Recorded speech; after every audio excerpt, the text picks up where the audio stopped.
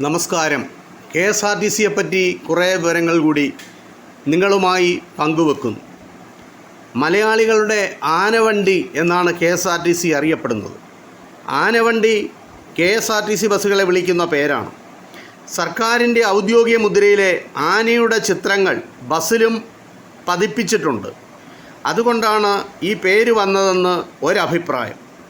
KSRTC ബസ്സുകളുടെ ആദ്യകാല ഹോണുകൾക്ക് ആനയുടെ ശബ്ദത്തോട് സാമ്യമുണ്ടായിരുന്നതിനാലാണ് ഈ പേര് കിട്ടിയതെന്ന് മറ്റൊരഭിപ്രായം ഉണ്ട്.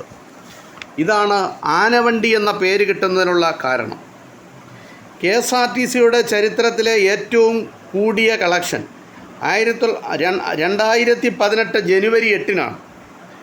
അത് 7.44 കോടി രൂപയാണ് ഒരു ദിവസത്തെ വരുമാനം. KURTC നഗരപ്രദേശങ്ങളിലെ പൊതുഗതാഗത സംവിധാനം ലക്ഷ്യമിട്ട് കേന്ദ്ര സർക്കാരിൻ്റെ ധനസഹായത്തോടെ നടത്തിയ സ്ഥാപനമാണ് Kerala urban road transport corporation അഥവാ KURTC. KURTCയുടെ മേൽനോട്ടം KSRTCക്ക് തന്നെയാണ്. ഇതിൻ്റെ ആസ്ഥാനം കൊച്ചിയിലെ തേവരയാണ്. പലതരത്തിലുള്ള സർവീസുകളാണ് KSRTCക്കുള്ളത്.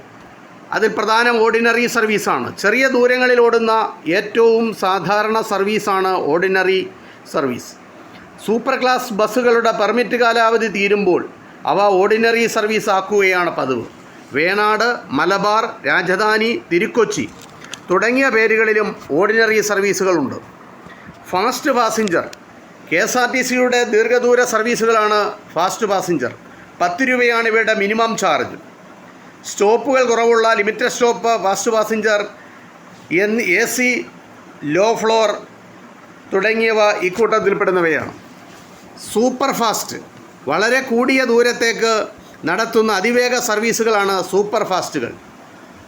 ഡീലക്സ്, സൂപ്പർ ഡീലക്സുകൾ ഉയർന്ന യാത്രാ സൗകര്യമുള്ള ബസ്സുകളാണ് സൂപ്പർ ഡീലക്സ്. ശബരി, മിന്നൽ, എയർ ബസ്സുകൾ എന്നിവ ഇത്തരം സർവീസുകളാണ്. ഡബിൾ ഡെക്കർ ഒന്നിന് മുകളിൽ മറ്റൊന്ന് കയറ്റി വെച്ചതുപോലെയാണ് ഡബിൾ ഡെക്കർ ബസ്സുകൾ.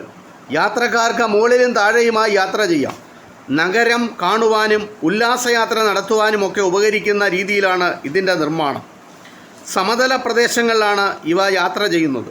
അങ്കമാലിയിലും തിരുവനന്തപുരത്തുമായി 2 ബസ്സുകൾ RN 765, RN 766 എന്നീ 2 ബസ്സുകളാണ് കേരളത്തിൽ ഉള്ളത്. കേരളത്തിലെ ആദ്യത്തെ ട്രാൻസ്പോർട്ട് വകുപ്പ് മന്ത്രി TV തോമസ് ആയിരുന്നു 1957. അതിനു മുമ്പേ ഒരു മന്ത്രിയുണ്ട്, KT അച്യുതൻ.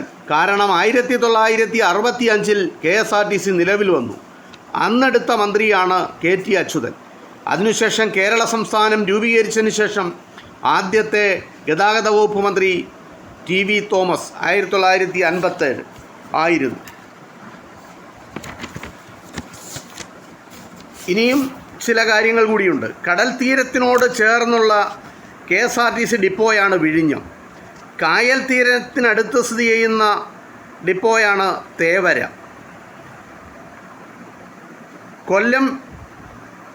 കൊല്ലം ഡിപ്പോ തടാകത്തിനോട് ചേർന്നാണ്.